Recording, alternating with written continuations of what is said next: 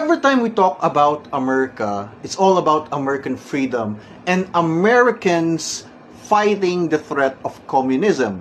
But the big question is, if the American government, okay, or the American military is against communism, then why is it that the American government itself, okay, is supporting the CCP-NPA?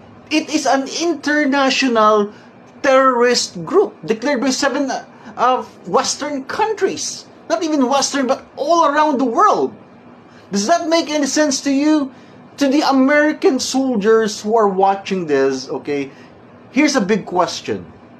If you are here to fight, to serve your country, and to fight communism, why is it that the American government is supporting the communist terrorist group? Does that make any sense to you?